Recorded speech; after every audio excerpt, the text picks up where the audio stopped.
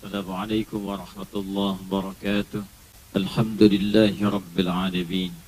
Kita masih diberikan kesempatan untuk beribadah, khususnya di Masjid Mujahidin.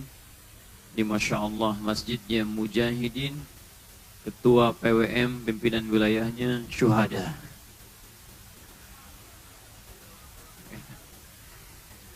Alhamdulillah. Semoga seluruhnya bernilai jihad di hadapan Allah Subhanahu wa taala. Tidak cukup dengan amin tuh, ya. Walaupun diaminkan lebih daripada 40 orang. Kalau tidak sesuai dengan syarat dan ketentuan berlaku, sulit itu. Jadi ada jihad, ada juhdun, ada ijtihad, ada mujahadah, itu berbeda. Jadi ada juhdun, jihadun, ijtihadun, mujahadah, itu berbeda. Akar katanya al-juhdu, ya, al-juhdu, jahada yajhadu jahdan. Artinya sesuatu yang dikerjakan dengan serius dan sungguh-sungguh. Serius, sungguh-sungguh. Jika kesungguhan itu diterapkan dalam konsep untuk merencanakan. Saya mau ada rencana buat kegiatan. Ada rencana ingin tahajud di malam hari. Saya bangun nanti jam 3. Tahajudnya misalnya jam setengah 4.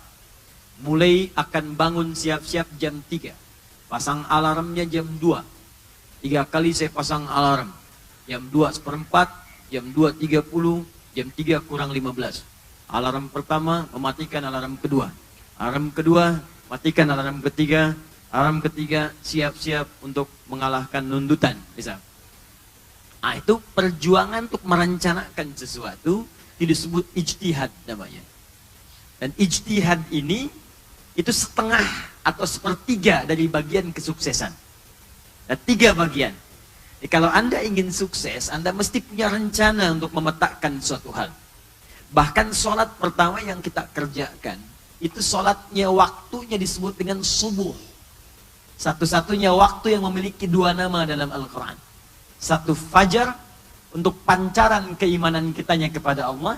Dia ada fajar, seakar dengan infajar, ada fujur, itu beda.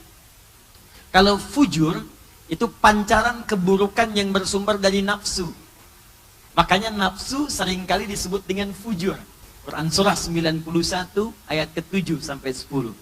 Wa nafsi wa ma sawwaha fa'alhamaha fujuraha wa taqwaha.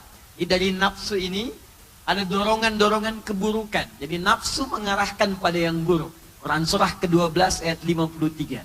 Wa ma ubarni'u nafsi innan nafsa la ammaratum bisu. Kita nggak bisa menilai diri ini suci karena ada nafsu.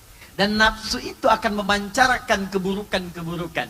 Nah, pancaran itu yang disebut fujur. Ada pancaran dalam nafsu masuk ke mata, mata melotot. Masuk ke mulut, mulut meracau. Masuk ke tangan, tangan memukul. Nah, itu pancarannya disebut dengan fujur. Kalau jadi perbuatan buruk, tangan mukul bukan pada tempatnya. Perbuatannya disebut su namanya. Su. Jamaknya sayyiat namanya. Quran surah ke-4 ayat 17 sampai ke-18. Innamat taubatu 'ala Allahi lilladzina ya'maluna su'a bijahalatin thumma yatubuna min qarib.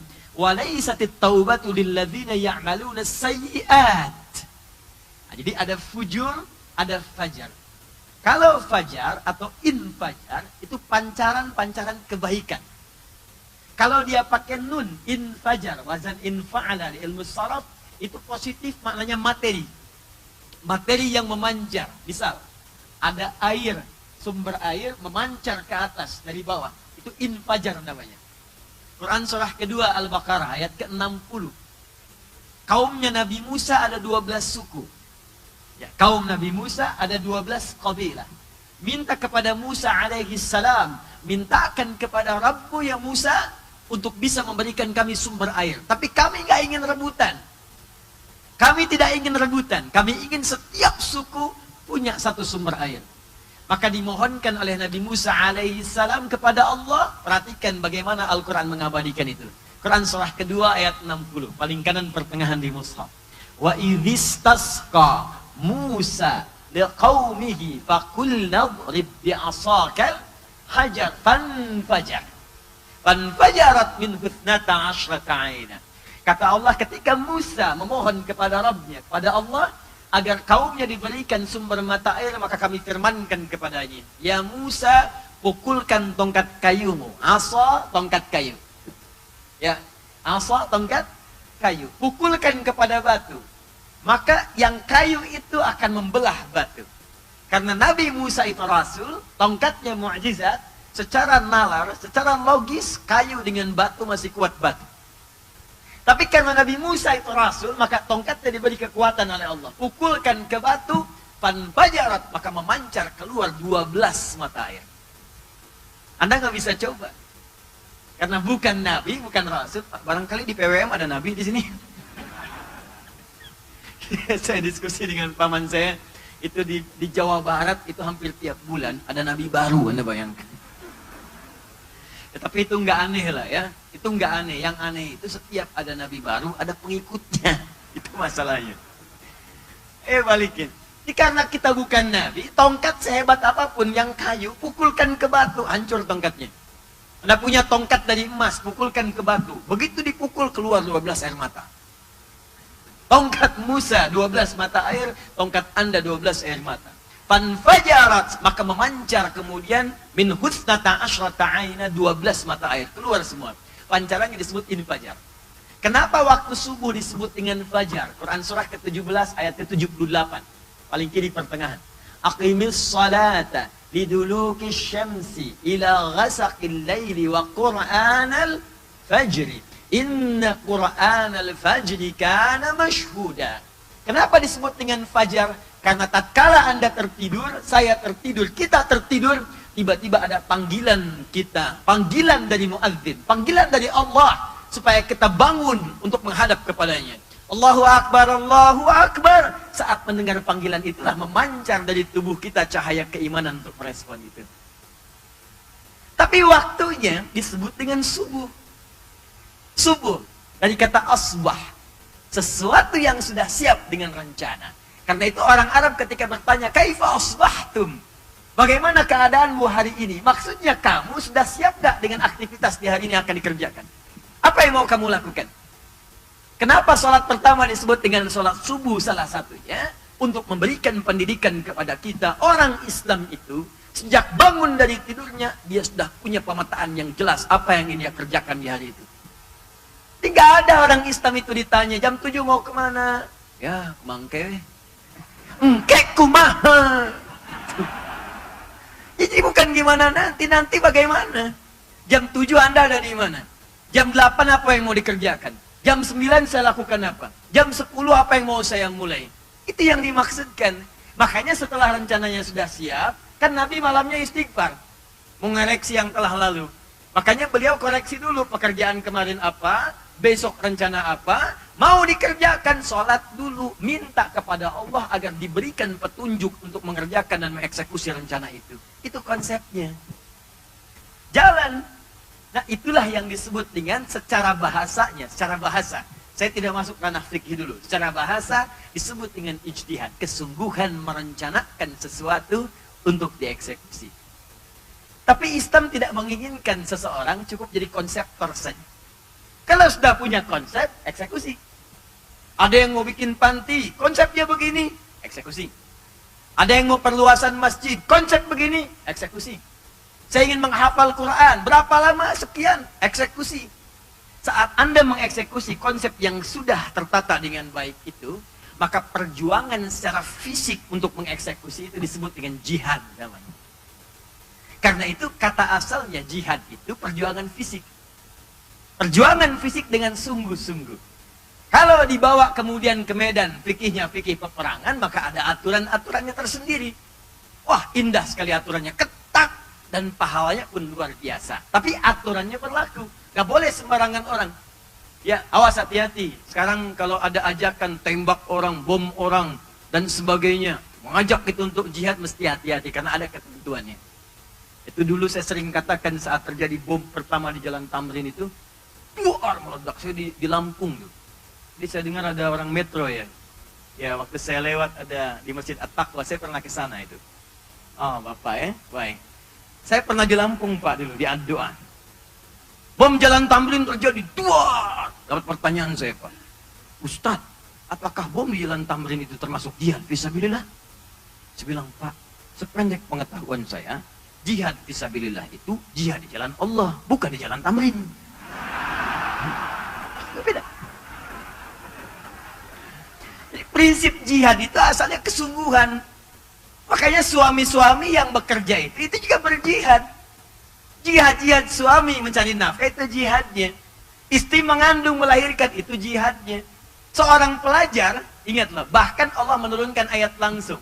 Ketika seorang pelajar belajar tuntunan agamanya dan tidak ada tuntunan jihad fisik, itu jihadnya di situ dan setara dengan jihad fisabilillah fisik.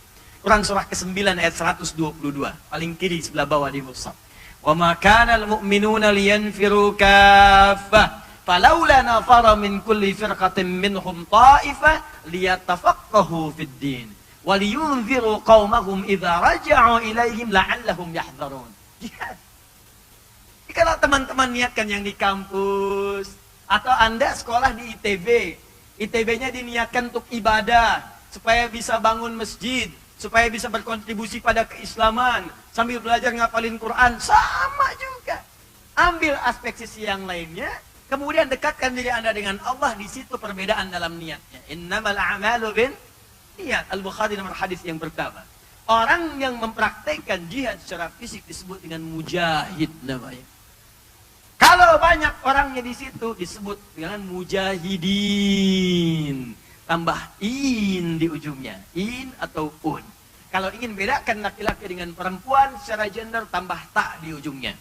Muslim satu orang. Perempuan muslimah, tambah ta. Mukmin laki-laki seorang. Perempuan mukminah. Soim satu orang laki-laki. Perempuan. Nah itu dia. Tapi kalau ingin banyakkan tambah un atau in di ujungnya. Mukminin, mukminun banyak. Muslimin, muslimun banyak. Mujahid satu orang. Mujahidin banyak orang. Mujahidin banyak orang. Apa bedanya mujahidun dengan mujahidin? Mujahidin rafa, mujahidin nasab. Bisa nasab, bisa jar. Kalau kita ambil nasab, nasab dalam bahasa Arab adalah menancapkan sesuatu dengan kuat sehingga tertanam dalam jiwa yang paling dalam. Orang Arab mengatakan nasabar rajulu asahu 'alal ardi. Seorang lelaki menancapkan tongkatnya ke tanah dengan kuat, sampai kuat menancap dalam tanah itu. Maka kalau kita mengambil nasab dengan nama masjid ini mujahidin, artinya ada orang-orang yang berjihad dengan fisik di tempat ini dan dia tancapkan keinginan jihad itu karena Allah Subhanahu wa taala. Maka mesti beda. Kalau yang sholat di masjid ini namanya mujahidin, maka sholatnya mesti serius karena ada kata juhdun di dalamnya. Kalau ada orang baca Quran di sini, bacanya mesti serius. Jangan sampai ada banyak orang bacaan bagus, hilang orang cepat-cepat. Alif lam mim. Ada orang. Begitu pergi, kali-kali kita mulai fi dalil muttaqin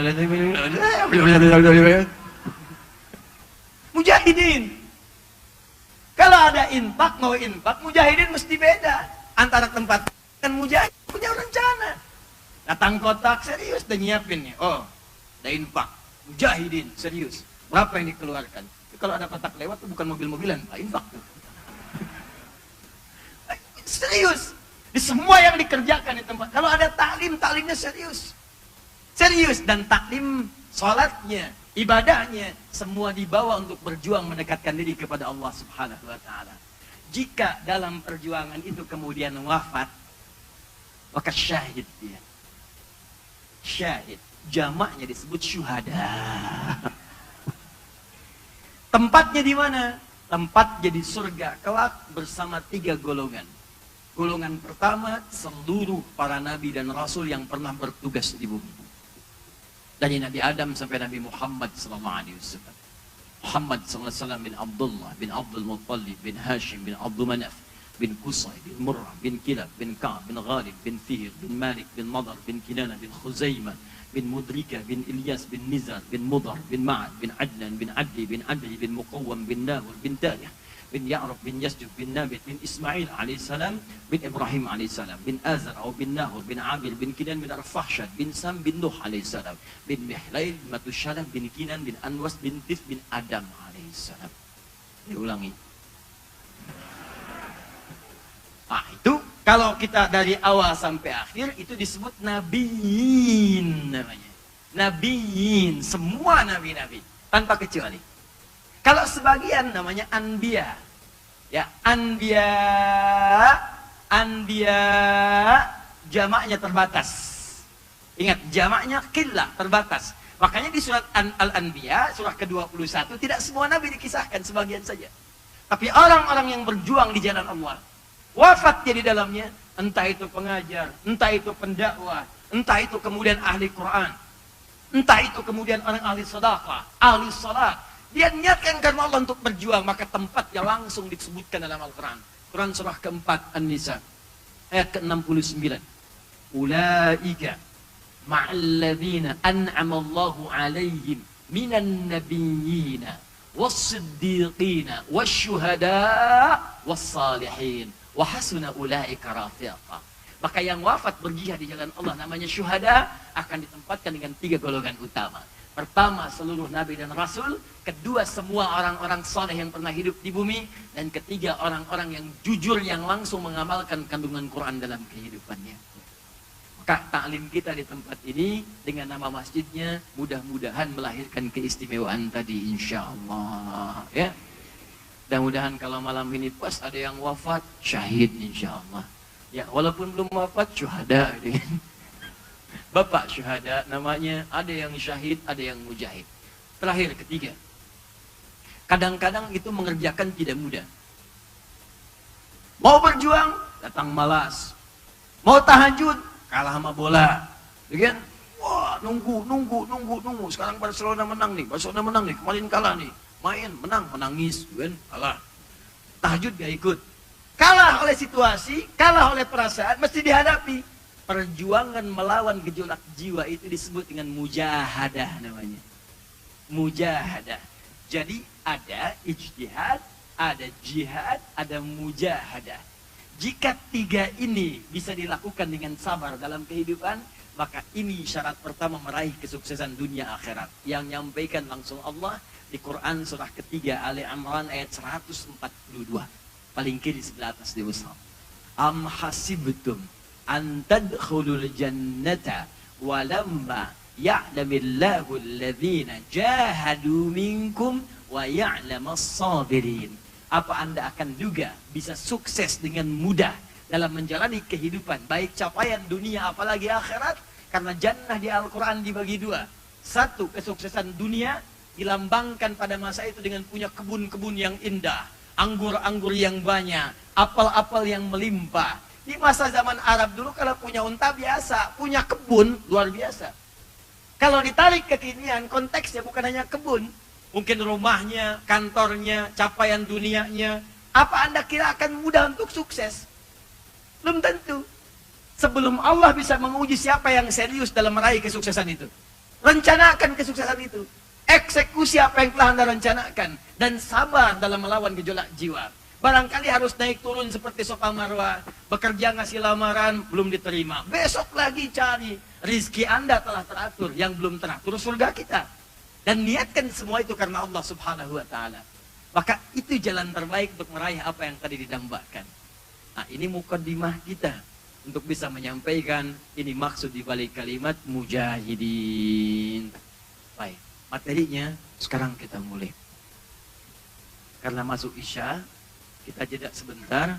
Saya tuh fokus ke sana, itu jam kasihan sekali. Dari tadi masih 2:30.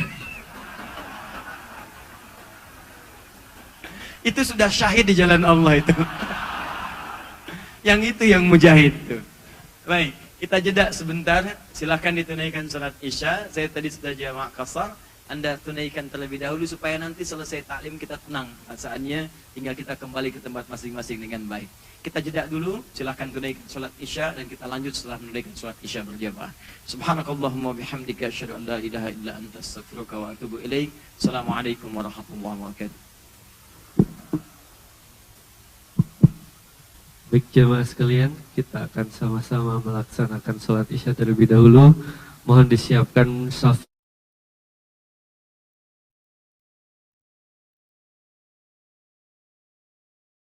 Bismillah. Assalamualaikum warahmatullahi wabarakatuh. Alhamdulillah, wassalatu wassalamu ala rasulillah wa ala alihi wa sahbihi wa man walah wa ba'd. Alhamdulillah telah ditunaikan salat isya berjamaah. Kita bermohon kepada Allah Subhanahu wa taala semoga salat yang telah ditunaikan diterima oleh Allah Subhanahu wa taala. Di antara doa Nabi setelah selesai menunaikan salat tersebut dalam hadis riwayat Ibnu Majah nomor hadis 925. Nabi di antara doanya memohon kepada Allah agar berkenan diterima amalan beliau. Allahumma inni as'aluka ilman nafi'a wa rizqan tayyiban wa amalan mutaqabbala. Ya Allah, hamba bermohon kepadamu, mohon anugerahkan kepada hamba ilmu yang bermanfaat, rezeki yang baik, berkah, kemudian amalan mutaqabbala dan amalan yang kau terima. Jadi selevel Nabi saja masih bermohon kepada Allah agar amalnya diterima. Maka siapa kita yang bukan Nabi dan menyimpulkan bahkan telah tuntas amalan kita dan diterima di sisi Allah Subhanahu wa taala. Kita lanjutkan mujahidin, orang-orang yang berjuang dan meniatkan perjuangannya karena Allah Subhanahu wa taala.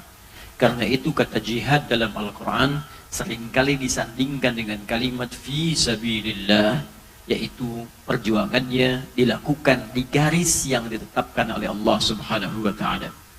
Untuk mengetahui garis-garis ini dan semua konteks perjuangan tadi, apakah berjuang di aspek keilmuan, ada yang belajar, ada yang mengajar, ada yang mengabdi, apakah berjuang di aspek rumah tangga, ada yang mencari nafkah, ada yang merawat rumah tangga, apakah yang berjuang di birokrasi, di diplomasi, seperti sahabat Nabi kemudian dulu pernah mencontohkan dia.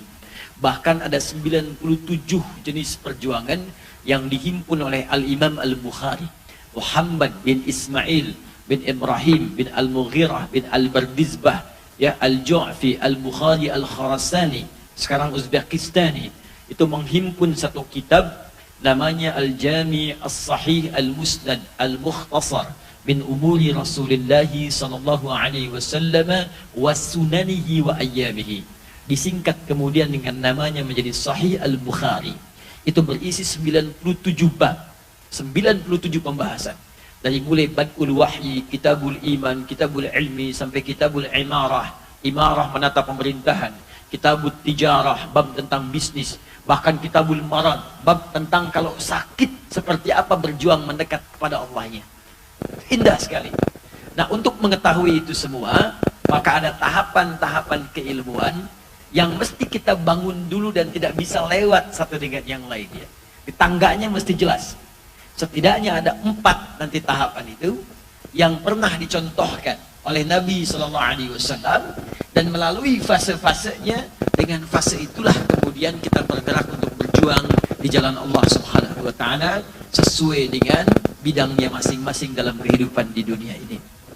Kita mulai insyaallah, dan semoga Allah memberikan kemudahan serta pemahaman yang baik untuk kita semua. Allahumma faqihna fid din wa 'allimna ta'wil. Ada 4 fase tahapan dalam keilmuan yang sangat menentukan perjuangan kita dalam mendekat kepada Allah, juga dalam membangun kesuksesan dunia dan akhirat. Bagian pertama, ada aspek yang disebut dengan aspek tauhid. Dan tidak main-main, nanti 13 tahun Nabi berjuang untuk bisa menyampaikan risalah tauhid di lingkungan masyarakat pemula. Yang kedua, nanti ada aspek fikih. Jadi kita akan lihat bagaimana turunan-turunannya. Yang ketiga, nanti ada akhlak. Awas, karena semua nyambung.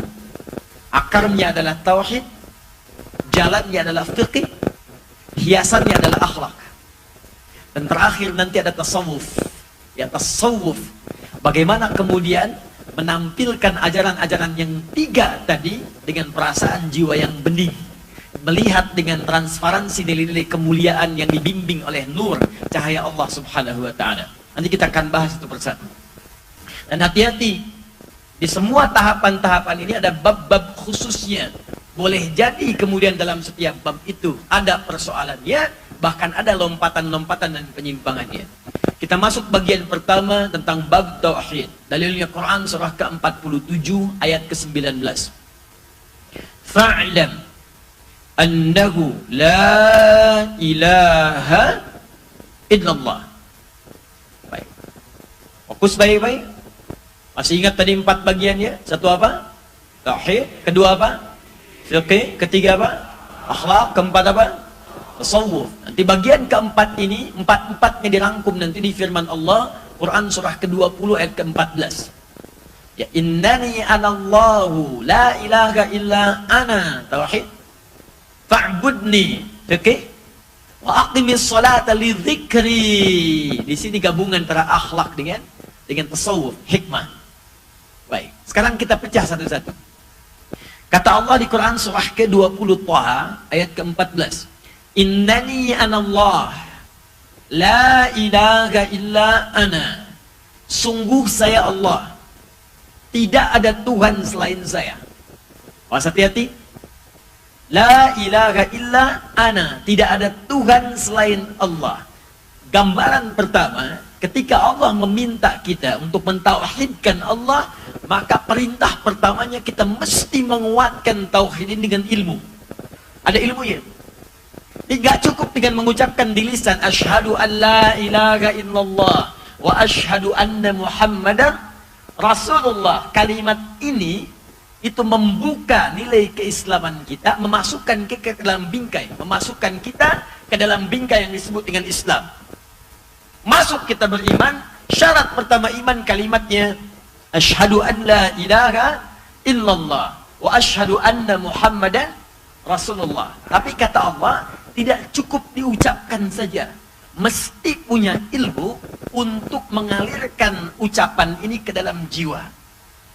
Bawa kalimat itu bukan cuma di lisan, tapi sampaikan kepada jiwa kita, supaya iman ini nanti menjadi semacam power dalam tubuh kita untuk menggerakkan semua bagian aktivitas tubuh kita. Karena ada orang-orang nanti yang berucap di lisan saja, cuma karena nggak nyampe ke dalam jiwanya, imannya nggak jadi pembimbing dia, nggak jadi power, nggak jadi penggerak. Fajar tadi itu nggak ada, yang saya sebutkan sebelum Isya tadi, fajarnya nggak muncul.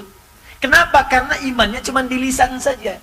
Itu sudah ada kasusnya di zaman Nabi SAW, diabadikan di Quran surah ke-49 ayat ke-14. Ya, Al-Hujurat ayat ke-14. Qalatil a'rabu amanna.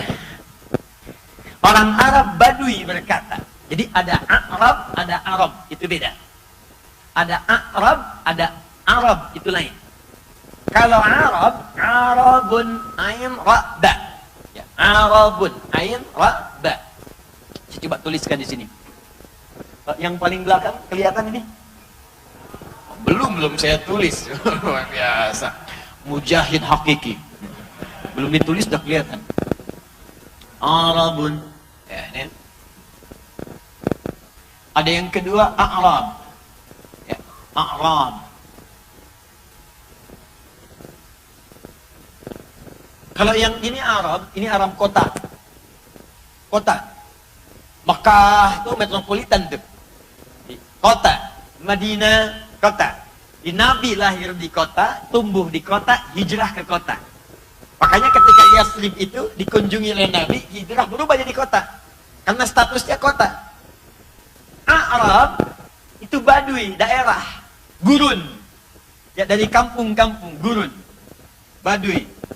Ingat, jangan disamakan ya bagian antropologis atau wilayah di Arab dengan di kita, beda. Kalau di kita di Indonesia, orang-orang daerah tuh Masya Allah jujur, sopan, lembut, tuh kan? baik-baik dan sebagainya. Nah, kota agak berubah karena dinamika lingkungannya berbeda, tantangannya lain. Makanya kalau Anda misalnya ingin mencari pencuri, jangan ke desa, sedikit ditemukannya. Di kota banyak, pencopet ada, oh pencuri ada, begal ada. Level paling kecil yang di bis kota sampai level paling besar yang makanannya tinggi. Maaf ya, sapi aja makanan rumput, yang besarnya makanannya aspal.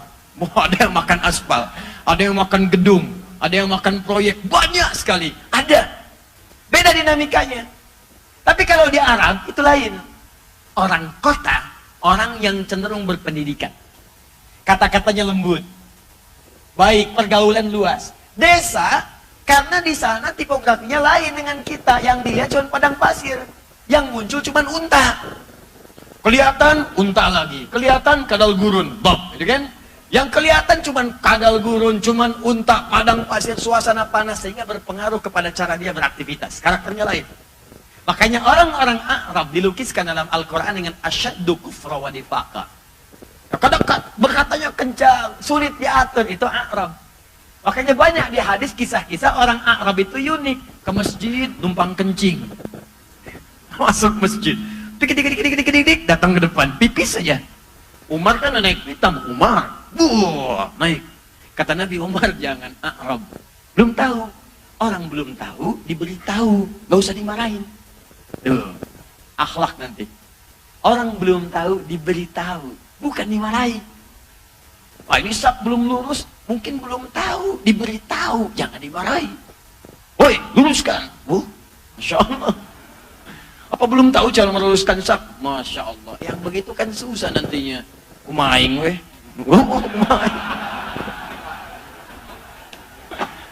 Bang di dia 10 tahun. Oh, 10 tahun masjidnya padahal baru 5 tahun tuh. Gak akan tuntas. Kembalikan ke awal. Jadi saya balikan ke awal. Arab itu apa?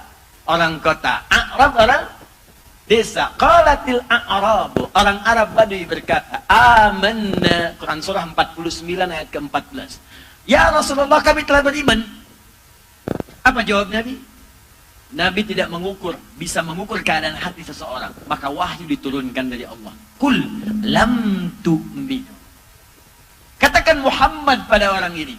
Kalimat kul di Quran menunjukkan bahwa Al-Quran bukan rekayasa Nabi Muhammad. Kalimat kul dalam Al-Quran menunjukkan bahwa Al-Quran itu bukan buatan Muhammad SAW. Karena kalau beliau buat sendiri, mustahil ada kata kul. Langsung akan dikatakan, Wallahu ahad. Ketika ada kul, katakan, berarti ada yang menyuruh untuk mengatakan itu. Apa mungkin saya membuat sesuatu dengan katakan? Katakan, masuk toilet sekarang. Katakan, besok nanti kita bubar. Katakan, besok saya mau ceramah. Mustahil. Katakan selalu menunjuk pada subjek yang lain yang memerintahkan sebuah hal tertentu. Maka kata kul dalam Al-Quran menunjukkan Al-Quran adalah murni firman Allah, bukan rekayasa Muhammad SAW. Kul, katakan Muhammad SAW. Lam tu'minu. Nah, kata kul ini juga memberikan kepada kita, jangan pernah kita menyimpulkan keimanan atau kufur seseorang sepanjang dia telah beriman. Hati-hati. Jangan mudah mengatakan kafir. Kafir, gak boleh. Ingat kata Nabi, ketika kalimat kafir dikeluarkan dari lisan seseorang untuk menilai seorang yang telah beriman, maka dia seperti busur panah yang akan mencari pemiliknya. Kalau tidak ditemukan di dunia, maka dia mencari ke langit. Kalau tidak ditemukan di langit, maka dia akan kembali kepada yang mengucapkannya. Karena itu saking hati-hatinya, Al-Quran bahkan memberikan 3 kata untuk kalimat kafir. Cuman sayang kadang-kadang terjemahannya sama. Di Quran itu ada kafar, jamaknya kafaru. Ada kafir, jamaknya kafirun atau kafirin. Ada yang ketiga kufar. Kalau disebutkan kafar, itu bukan orangnya, tapi lebih kepada perbuatannya. Jamaknya kafaru. Contoh kafar yang tunggal. Quran surah ke-14 ayat 7. La in syakartum la azidannakum wa la in kafartum inna azabi lasyadid. La in syakartum, kalau engkau syukur kepadaku, kata Allah, yang bersyukur itu kan pasti orang beriman. Mustahil yang nggak punya iman bersyukur, itu mustahil. Yang punya iman, Anda punya harta, bentuk syukurnya zakat. Anda sehat, bentuk syukurnya ibadah. Kalau kamu syukur, saya tambah. Anda berzakat, berbuat hasanah, maka pahalanya 10 kali lipat. Ingat, zakat ketika dikeluarkan minimal pahala 10 kali lipat. Quran surah ke-6 ayat 160. Man jaa bil hasanati falahu asyru amthaliha. Anda tambah dengan infak paling minimal 700 kali lipat. Quran surah kedua ayat 261. Mathalul ladzina yunfiquna amwalahum fi sabilillah kamathali habbatin ambatat sab'a sanabil fi kulli sumbulatin mi'atu habbah. Orang berinfak seperti menumbuhkan satu benih, tumbuh 7 tangkai. Dari setiap tangkai ada 100 bulir. 1 kali 7 kali 100, 700. Itu batas minimal. Maksimalnya, wallahu yudha'ifu liman yasha. Gak akan ada batasnya. Tapi wala in kafartum, kalau Anda ingkar, tertutup, nggak mau syukur. Ada harta, sudah masuk nisab, nggak mau zakat. Sulit infak. Padahal Allah titipkan ke orang itu untuk ibadah. Perhatikan filosofi harta ketika disebutkan dalam Al-Quran. Itu bukan untuk dikoleksi, Pak, Bu. Kalau cuma koleksi, Anda ketinggalan. Sudah ada Firaun dan sudah ada Korun partnernya. Korun jagoan dalam mengoleksi harta. Kalau urusan pamer poya-poya, gak ada YouTube, gak ada Instagram. Korun udah jagoan, udah pamer duluan. Buka Quran surah ke-28 ayat 76-77. Inna Qaruna kana min qaumi Musa fabagha alaihim. Qarun itu termasuk zamannya Musa, kaumnya Musa. Nabi Musa itu banyak dikisahkan dalam Al-Quran karena memang lengkap keadaannya. Penguasa zalim ada, berpartner dengan penguasa gelap, pengusaha gelap ada. Fir'aun berpartner dengan Qarun, intelektual kebelingernya namanya Haman. Lengkap semua ada. Makanya sering disebutkan tipologinya di Quran. Paparannya jelas. Contoh yang pengusaha kayanya tapi kemudian gelap itu Qarun namanya. Kata Allah, Qarun termasuk kaumnya Musa. Wa inna mafatihahu latanu bil usbah. Anda pengen tahu kekayaannya, kata Allah? Kalau Anda melihat bodyguardnya saja, itu hanya ditugaskan untuk membawa kunci-kunci berangkasnya di belakang Qarun. Lewat lah yang bawa Ferrari. Lewat. Malam-malam cuma manasin balapan sama taksi. Dan bolak-balik. Itu ketinggalan zaman. Bilangin, maaf, telat Pak. Karena Qarun lebih jagoan. Kemana dia lewat? Belakang bodyguard. Bukan buat jagain Qarun. Cuman buat ngangkat kunci berangkasnya saja. Jadi kalau ada orang lewat, mau ngambil harta saya, silakan aja. Nih, belakang aja berat, bawa kuncinya aja. Ente mau nyuri isinya. Itu Qarun. Tapi apa yang terjadi? Fakhasabna, kami bikin likuifasi. Lipat dengan tanah, lipat dengan orangnya sekalian. Habis. Lalu Allah terangkan fungsi harta setelah itu, ayat 77-nya. Perhatikan kalimatnya. Wabtaghi fima ataqallahu daral akhirah. Wala tansa nasibaka minad dunya. Hei, yang merasa kaya, sebetulnya kekayaan itu aku titipkan kepadamu supaya nyari bekal akhirat. Karena kamu sulit bersaing dengan orang yang aku titipkan tenaga. Yang kamu sebut miskin itu bukan miskin, tapi dia kaya dengan tenaganya sehingga bisa bangun malam tahajud. Dia bisa puasa. Kamu pikir dia miskin, dia tuh rajin puasa. Masya Allah. Puasa bukan cuma Senin Kamis, kamu Senin baru latihan, duhur buka. Dia Senin dah lewat, Kamis dah lewat, Ayamul Bid dah rajin, bahkan sekarang puasa Daud. Ini ente, dia puasa Daud, kamu sholat Daud. Subuh sholat, duhur tidak, asar sholat, maghrib tidak, kan? Makanya Allah kirimkan harta buat nyaingin orang itu. Dia dapat tahajud, ente infak, dapat 700. Dia memang gak kelihatan banyak harta, tapi hafalan Qurannya sempurna, 30 juz. 30 juz, Anda juz 30 aja belum lengkap. Dari dulu, amayatas sa'alun, amayatas, dari terus-terusin tuh. Ya, penutupnya minal jinnati wan nas, gitu kan. Itu aja, cita-cita surga Firdaus lagi. Makanya manfaatkan itu, cari akhirat. Gak boleh lupakan dunia, silahkan. Tampil mewah, boleh. Sebagai tanda syukur, diniatkan karena Allah. Tapi jangan lupa ibadah tadi. Itu indah. Kafar. Yang jamaknya kafaru. Innal ladzina kafaru sawa'un 'alaihim a'anzartahum am lam tunzirhum la yu'minun. Itu bukan sekedar orang non-muslim saja, termasuk orang Islam yang sulit diingatkan. Jadi kalau ada maksiat yang menyerupai orang yang belum beriman, itu artinya dia sebenarnya sudah beriman nih orang ini, tapi dia mengerjakan pekerjaan seperti orang yang belum beriman. Makanya disindir oleh Quran. Kamu ini gimana? Katanya beriman, tapi perbuatan kamu seperti yang kufur. Kamu ini muslim, wajib sholat, tapi kamu nggak mau sholat. Ada nggak orang yang mengaku beriman, diminta sholat nggak mau sholat? Ada.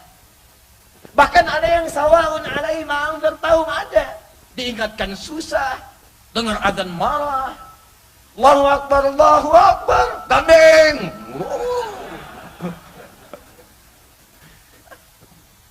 Ada. Di KTP-nya muslim. Makanya ketika hisab KTP duluan ke surga. Ada yang demikian, sulit diingatkan sholat susah. Mau zakat juga nawar. Ya? 2,5% Pak, 0,5% bisa nggak? Banyak ada aja alasannya. Nah itu perbuatan namanya. Yang seperti ini nggak boleh dihukumi kufur, keluar dari akidah. Hati-hati. Nggak bisa sembarangan. Nah, yang kedua kafir. Kalau kafir itu umumnya narasinya, umumnya ya, kalau ada detailnya. Umumnya orang yang memang belum beriman. Dan dia tidak tergerak kemudian untuk menyakiti orang Islam, cuman suka ngajak-ngajak. Nawarin sesuatu, bikin proposal dan sebagainya, supaya ngajak ke keyakinannya. Makanya dulu ada orang-orang jahiliyah datang kepada Nabi. Ya Abu Jahal, Abu Lahab, ya Abu yang sekarang belum hadir tuh, belum lahir. Ya. Banyak lah. Saya datang tuh, Abu Jahal, Abu Lahab dan sebagainya. Malam-malam pada Nabi. Ya Muhammad SAW, kita nggak usah kemudian berselisih. Kita memang beda tuh, kita memang beda. Di orang jahiliyah juga ngaku bahwa kita berbeda. Dan nggak pernah ada orang jahiliyah mengatakan semua agama sama, menuju pada Tuhan yang sama, cuman caranya beda-beda. Jadi kalau ada orang liberal sekarang mengatakan demikian, tuh Abu Jahal kaget tuh kalau bangun lagi tuh. Kaget tuh. Ya, kita memang beda, cuman perbedaan kita jangan menjadikan kita berselisih. Udah gini aja deh, sekarang kami menyembah Tuhan kamu, besok-besok kamu nyembah Tuhan kita. Maka turunlah kemudian satu surah, disebut dengan namanya langsung Al-Kafirun. Nyerang sih enggak, cuman ngajak-ngajak. Qul ya ayyuhal kafirun. Dalam rumus tafsir, kalau tidak disebutkan siapa orangnya, kapan kejadiannya, maka peristiwa itu akan terjadi lagi di masa depan dengan tokoh-tokoh yang berbeda, tapi dengan nuansa yang serupa. Ada sekarang orang ngajak-ngajak? Ada, gitu. Ada, dan nggak usah kaget, dan nggak usah marah, karena Nabi pun dulu nggak marah. Kalau ada yang seperti itu, datang Car Free Day, karnya yang free, yang lainnya tidak. Ya, ngasih buku, ngasih biskuit, ayo begini. Tenang aja dulu, begitu tahu, datang, kasih tahu, Pak, Ibu, mohon maaf, Bapak terlambat. 15 abad yang lalu, sudah ada yang seperti Bapak. Namanya Abu Jahal, Abu Lahab. Maksa sih enggak, cuman ngajak-ngajak. Turunlah surah Al-Kafirun. Qul ya ayyuhal kafirun. Indah sekali dalam Islam. Dalam Islam itu lakum dinukum waliyadin. Silahkan kerjakan agama Bapak, kami kerjakan agama kami. Kalau ingin tahu tentang Islam, Islam itu indah. Tidak pernah maksa-maksa. La ikraha fiddin. Allah Tuhannya satu. Jadi kita ajarin dia tuh di situ. Itu aja, ngapain marah? Ini banyak berselisih, saya buat ini, saya buat itu, komen ini, komen pertikaian di media sosial. Buang-buang waktu. Buang-buang waktu, jangan pernah mencela yang sudah tercela. Buang-buang energi. Buang-buang energi. Dan jangan pernah merasa ingin dipuji pada yang tidak layak mendapatkan pujian itu. Jelas ya? Kepujian kan milik Allah. Setiap hari kita katakan dalam Al-Fatihah, Alhamdulillahi. Semua pujian milik Allah, awalnya istighraq di situ, bukan ta'rif. Istighraq, semua komprehensif, semua pujian. Maka nggak boleh mengambil bagian dalam pujian kehidupan dunia, nggak boleh. Kembalikan ke Allah. Makanya kalau ingin mendapatkan rahmat Allah, begitu dipuji kembalikan. Masya Allah, Pak, anaknya hebat ya, bisa hafal Quran, juara pertama. Alhamdulillah, semua karena Allah Subhanahu wa Ta'ala. Harus ditambahin lagi. Ya saya juga berusaha sih, malam-malam saya sholat, saya doakan. Dan harus mencari harta yang halal. Kalau nggak begitu Allah nggak akan ridho. Nah, itu diambil tuh. Wa naqasa fihi minal alif wal lam. Nah itu al-kafir, kafir. Kalau Anda gabungkan perilaku yang menyimpang plus perlakuan yang zalim dari pelakunya, maka disebut kufar namanya. Bisa ajaran yang menyimpang, bisa orangnya langsung yang punya memang dorongan untuk menzalimi, menganiaya, maka kufar. Maka turun Quran surah ke-48 ayat ke-29 menyebutkan kalimat ini. Muhammadur Rasulullah walladzina ma'ahu asyidda'u 'alal kuffar. Gak ada kalimat asyidda'u 'alal kafirin. Gak ada kalimat asyidda'u 'alal ladzina kafaru. Kufar. Karena kufar definisinya jelas. Orang ini ingin kemudian menzalimi, menganiaya, menyerang, menghancurkan, atau datang kemudian paham-paham yang menyimpang ingin menghancurkan nilai keislaman yang baik. Maka pada yang demikian tegas pun ada aturannya. Nah, dikembalikan kepada Arab tadi. Ya hati-hati, kita ini baru 10% dari poin yang pertama tadi. Sampai jam berapa kita? Oh, baik. Tenang, masih jam 3 tuh. Baik, khair insyaallah. Ya, kembali sini. Syahid fisabilillah aja. Baik, balikin sini. Nah, kullam tu'minu, gak sembarangan masalah akidah ini. Jangan hukumi orang. Turun kemudian ketentuan dari Allah, katakan Muhammad lam tu'minu, kamu belum serius imannya. Walakin qulu aslamna. Tapi katakan kami baru masuk Islam. Walamma yadkhulul imanu fi qulubikum. Cuman sayang syaratnya aja yang diucapkan, asyhadu alla ilaha illallah wa asyhadu anna muhammadar rasulullah. Kalimat iman yang diucapkan itu belum masuk ke hati. Enggak tembus ke jiwa, cuman di lisan. Karena enggak tembus ke jiwa, maka jiwanya tidak menjadi bimbingan untuk seluruh anggota tubuhnya. Harusnya begini. Ini rahasianya nih. Ini di antara kita saja ya. Oke, di gambar Muhammadiyah itu di benderanya ada cahaya, nanti dan waktu kita bahas lah ya. Kenapa Muhammadiyah bukan Ahmadiyah?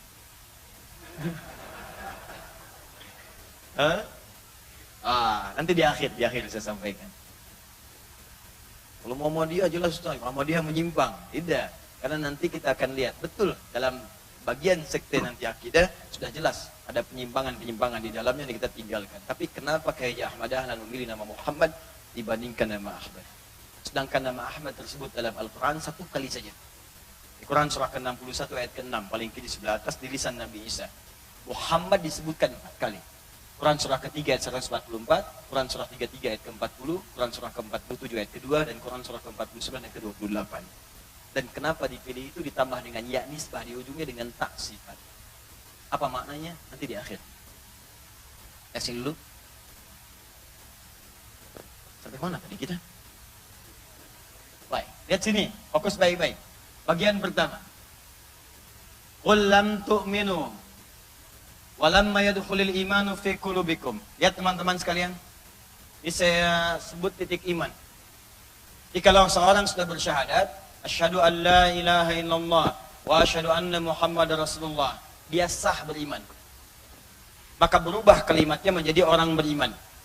Panggilannya pun berubah dari Al-Quran. Di Al-Quran dari ya ayyuhan nasu menjadi ya ayyuhalladzina amanu. Orang-orang yang telah punya iman. Disebutkan 68 kali dalam Al-Quran. Ya ayyuhalladzina amanu. Hei orang-orang yang telah menyatakan dirinya beriman. Nah, kalau sudah diucapkan, kalimat iman itu pasti masuk ke hati kita, ke jiwa kita. Sumber roh kita. Ini nanti akan memberikan kemudian sinyal-sinyal, fajar tadi, bimbingan-bimbingan ke seluruh tubuh kita. Iman ini akan membimbing kita bagaimana mata melihat. Iman ini akan membimbing kita bagaimana lisan bicara. Iman yang akan membimbing bagaimana kaki melangkah. Karena beda pemilik iman dengan yang belum punya iman itu lain. Imannya dulu yang akan disebut oleh Allah. Contoh. Ini saya mau melihat nih misal. Kita akan melihat, kita beriman. Maka iman kita itu akan masuk ke dalam mata kita membimbing apa yang harus dilihat, apa yang tak boleh dilihat. Karena itu ketika orang beriman melihat, di dalam Al-Quran disebutkan kalimat imannya dulu sebelum fungsi matanya. Quran surah ke-24, ayat 30 untuk laki-laki, ayat 31 untuk perempuan. Qul lil mu'minina, katakan pada pria-pria yang merasa punya iman. Sebelum fungsi mata disebutkan imannya dulu. Tuh lihat tuh. Yaghuddu min absarihim. Maka imanmu akan membimbing engkau untuk melihat yang baik-baik saja. Yang tak baik engkau akan palingkan. Ghaddul basar itu memalingkan pandangan dari yang kurang baik yang dinilai oleh Allah Subhanahu wa taala. Imannya yang bergerak. Dan seketika imannya akan membimbing dia. Oh, ini nggak bagus. Itu refleks cepat. Semakin kuat iman, semakin cepat dia mengalihkan pandangannya. Bahkan di ayat lain Quran surah ketiga, ayat 133, jadi semakin cepat begitu melihat misalnya sekilas tak sengaja dia langsung menoleh dan lisannya beristighfar, astagfirullahaladzim. Cepat sekali. Menoleh saja ini menunjukkan imannya kuat. Tapi saking kuatnya dia istighfar. Anda itu ketika melihat sesuatu nggak sengaja kan nggak dihukumi salah. Jadi kalau Anda menoleh itu kekuatan iman bagus. Tapi yang paling dahsyat bukan sekedar menoleh, lisannya istighfar. Jadi begitu dia berbelok, astagfirullahaladzim. Turun lagi derajatnya sedikit, belok saja. Istighfar belum muncul. Ada yang belok, tapi istighfar telat. Ada yang istighfar, beloknya telat. Ada. Dan itu kebanyakan. Itu kebanyakan. Ya. Istighfar belok telat. Astagfirullah. Oh iya, astagfirullah. Ada yang memang beloknya telat, istighfarnya kelewatan. Duluan. Astagfirullahaladzim. Nah, bening kieu gambar teh. Astagfirullah. Dosa itu. Dosa tapi dilihat gitu. Jadi sebetulnya tuh semua fenomena hidup itu banyak hal yang Allah itu ingin ngecek iman kita tuh masih ada apa enggak gitu. Coba lihat lisan tuh lisan. Sebelum mulut ini bicara, iman dulu tuh yang disentuh oleh Al-Quran. Quran surah ke-49 ayat 11 sampai 12. Ya ayyuhalladzina amanu, iman dulu. La yaskhar qaum min qaum, jangan saling mencela. Jangan saling mencela, jangan berselisih. Makanya saya itu suka bertanya dengan sangat dalam. Anda mengaji Quran, pulang dari majlis taklim kok saling mencela? Saya mau tanya, Anda belajar apa? Mana imannya? Anda belajar Quran, belajar sunnah. Pulang dari majlis ilmu, kenapa saling mencela? Kenapa saling berselisih? Kenapa saling ribut? Di mana nilai keimanannya? Ya ayyuhalladzina amanu la yaghtab ba'dukum ba'dha. Jangan gosip. Jangan gosip, jangan gibah. Itu iman dulu disebutkannya. Jadi lisan orang beriman itu mustahil dibawa kepada maksiat. Saya tidak, Pak. Bagus. Gak seperti ibu itu tuh. Ibu itu tuh, kalau ketemu Pak ceritanya tuh banyak ya. Eta tah gosip tah. Layak tabanukum ba'da. Sampai terus, sampai ke tangan, sampai ke kaki. Jadi iman itu akan berfungsi. Nah ini yang dimaksud Al-Quran itu. Iman itu kalau sudah diucapkan, mesti masuk ke hati, ke sini. Sumber tadi. Bukan cuma di lisan. Jadi kalau sudah masuk ke dalam jiwa kita, bahkan dalam bekerja nih. Ini saya kasih rahasia yang sangat besar nih. Sekali lagi di antara kita saja. Jadi kalau orang belum beriman, tuntutan kerjanya, yang disebutkan oleh Al-Quran, bekerja dengan cara yang benar, hasilnya cari yang bermanfaat. Quran surah kedua ayat 168. Ya ayyuhan nas, hei manusia, kulu mimma fil ardi. Silahkan Anda bekerja untuk cari makan di bumi. Ini menggunakan kalimat dzikrul ba'dhi yuradu bihil kullu di ilmu balaghah. Di bahasa Indonesia, sinekdok pas prototo. Disebutkan sebagian yang dimaksudkan keseluruhan. Lawannya sinekdok totem pro parte, disebutkan keseluruhan yang dimaksud sebagian. Indonesia berhasil mengalahkan Malaysia dalam pertandingan bulu tangkis itu. Apakah semua orang Indonesia main bulu tangkis dengan semua orang Malaysia? Tidak, sinekdok namanya totem pro parte. Kalau sebagian Garuda berhasil merekam harimau Malaya. Apakah Garuda yang main sama harimau? Nggak akan ketemu. Maksudnya sebagian melalui keseluruhan, mewakili keseluruhan. Nah di sini kata Allah, silahkan cari makan.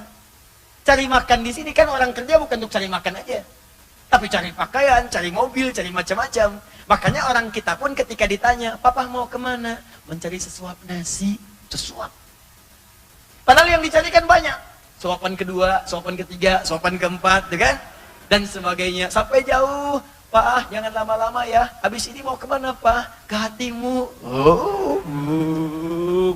Ya seperti itulah, biar cerahlah suasana ya. Tenang. Maaf yang belum menikah. Ya kita doakan insya Allah mudah-mudahan ketemu jodohnya ya. Baik. Ya minimal sebelum kiamat kurang 2 hari lah. Supaya 1 hari itu buat sama-sama persiapan. Balik lagi. Kebalikan. Nah, kata Allah silakan cari makan kerja. Caranya, awas, halalan thayyiba. Cari dengan cara yang legal. Kalau konteks kebangsaan, pemerintahan, kenegaraan, jangan melanggar hukum. Ya, jangan nyuri, awas hati-hati.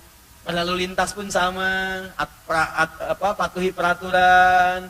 Kalau memang bawa helm, pakai helm. Ya udah, peci buat ke masjid, helm buat lalu lintas. Jangan ditukar, pakai helm ke masjid, pakai peci lalu lintas. Wih, jalan, ngejar pengajian di jalan Sancang. Lalu lintas, diterobos lampu merah. Boom. Ya polisi menunaikan tugas, artinya ada yang tidak benar. Berhenti. Apa Pak? STNK mana? Ada. SIM? Ada. Tahu ada lampu merah? Tahu Pak. Kenapa dilewat? Saya nggak tahu ada Bapak. Ada salah, nawar nanti. Nah. Cari dengan yang benar. Jauhi korupsi, jauhi. Ya, awas nyogok, jauhi. Benar. Nah, kalau sudah dapat itu, thayyiban, belikan yang bermanfaat. Beli makan nggak semua harus dibeli. Mana yang menyehatkan itu dibawa. Itu yang disebut dengan thayyib. Tapi itu konsep umum. Karena itu ayatnya universal. Ketika menyentuh orang beriman, maka dirubah kalimatnya dari ya ayyuhan nas kepada ya ayyuhalladzina amanu. Pindah ayatnya ke ayat 172 paling kiri sebelah. Ya ayyuhalladzina amanu. Iman. Kulu min thayyibati ma razaqnakum. Indah. Allahu Akbar. Indah. Ketika menyebut manusia umum, disebutkan halalnya, disebutkan thayyibnya, dan kalimatnya mufrad, singular, tunggal. Halalan, thayyiban. Tapi ketika memanggil orang beriman, kalimat halalnya dibuang. Halalnya dibuang. Ya ayyuhalladzina amanu, kulu min thayyibati ma razaqnakum. Dirubah, dihilangkan kalimat halalnya, dijamakkan bentuk thayyib yang menjadi thayyibat. Kata para pakar tafsir, kenapa kalimat halalnya dibuang? Karena pemilik iman itu, otomatis imannya akan membimbing dia untuk mencari yang halal. Jadi kalau ada orang mengaku beriman mencari yang haram, itu artinya ada masalah dengan imannya. Itu yang saya katakan, iman itu bukan cuma diucapkan, tembuskan ke dalam jiwa. Jadi begitu Anda bekerja pun iman itu membimbing. Kata Allah kalau iman itu ada, pasti ngarahkan pada yang halal. Karena itu halal itu nggak usah disebutkan lagi. La yasrikul mu'min indama yasrik fahuwa mu'min. Kata Nabi, mustahil orang beriman itu nyuri, korupsi. Mustahil. Ketika dia mencuri itu masih ada iman dalam dirinya. Maksudnya iman itu akan menghentikan perbuatan dia. Kita sedang bekerja. Wah, Masya Allah, Pak Syuhada. Sedang tugas di kantor. Tiba-tiba ada orang minta bantuan ingin mengajukan proyek. Pak, iya Pak. Desa ditawis. Insya Allah ayah fitnah Pak. Masya Allah, seberapa fitnah? 5 miliar. Maaf, saya masih beriman. Iman saya menggerakkan telunjuk saya. Jari beriman, jari tahiyat tidak akan pernah berbuat maksiat. Silahkan bawa kembali. Perbaiki. Jauhi yang seperti itu. Masya Allah. Pergi dia. Datang lagi, Pak, sudah saya perbaiki. Kok nggak ada yang berubah? Maksudnya fee-nya Pak. Dari 5 miliar jadi 50 miliar. Kamu ini sebentar, Bapak istirahat dulu. Gak bisa. Gak ada istirahat dalam maksiat. Punten Pak, contoh. Mustahil. Gak bisa. Kalau dalam urusan maksiat sudah, karena jemari orang beriman itu gak bisa bergerak. Kalau dalam urusan maksiat mustahil. Sampai ke kakinya, dari kepala sampai ke kaki. Nah sekarang pertanyaan kita sekarang, bagaimana memasukkan iman itu dari lisan ke hati? Itu poinnya. Dan ini inti materi kita ini. Bagian pertama tadi. Bagaimana memasukkan kalimat iman itu di lisan, masuk ke dalam hati. Maka turunlah Quran surah ke-47 ayat ke-19. Fa'lam. Mesti punya ilmu. Ya, fa'lam. Ini kuncinya. Fa harfu 'atfin rabitin baina syai'aini bila hudud. Ayo ngajinya pakai ilmunya, pakai ilmu alatnya. Ilmu nahwu. Fa harfu 'atfin rabitin baina syai'aini bila hududin. Beda dengan wawu, beda dengan hatta, ya beda dengan ila, lain.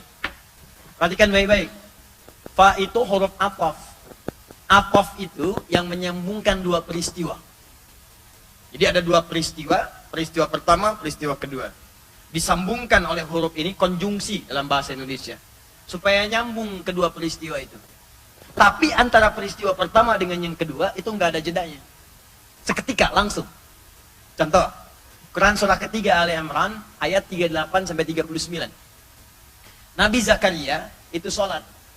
Dalam sholatnya berdoa kepada Allah. Supaya dikaruniai keturunan. Karena menurut medis nggak mungkin punya keturunan. Mustahil, gak bisa. Istri kamu itu maaf, mandul, monopos, mustahil punya keturunan. Maka kalau ada pendapat di manusia yang mengatakan mustahil tentang satu hal kebaikan, maka itu isyarat langsung dari Allah. Lihat rumus tafsirnya. Isyarat langsung dari Allah supaya meninggalkan pendapat itu karena Anda sedang dipanggil untuk memohon kepada Allah secara langsung. Tanpa perantara. Maka beliau tunaikan sholat. Sholat itu rumus cepat dalam Al-Quran agar kita memohon kepada Allah. Dalilnya Quran surah kedua ayat ke-45. Wasta'inu bis-sabri was-salah. Kalau punya persoalan, cepat minta tolong kepada Allah. Terima dulu dengan sabar karena semua orang pasti punya masalah dan masalah itu diberikan sesuai dengan batas kesanggupan mengatasinya. La yukallifullahu nafsan illa wus'aha. Terima karena Anda yang sanggup, yang lain tidak. Makanya Anda yang diuji bukan saya karena Anda yang sanggup, saya tidak. Terima. Dan gak usah bikin status. Memang cuma saya yang sanggup, yang lain tidak. Terima kasih ya Allah. Itu gak sanggup namanya. Setelah itu sholat minta. Wassalat, di sholat minta. Nabi Zakaria praktekkan dalam sholatnya minta. Hunalika da'a Zakaria Rabbah. Qala Rabbi habli min ladunka dzurriyyatan thayyibah innaka sami'ud du'a. Dalam sholatnya bermohon, ya Allah engkau maha pemberi tanpa batas. Nama Allah memberi tanpa batas disebut Wahhab namanya. Wahhab. Permintaannya amr ditolak disebut hab. Habli untuk sendiri, hablana untuk banyakan.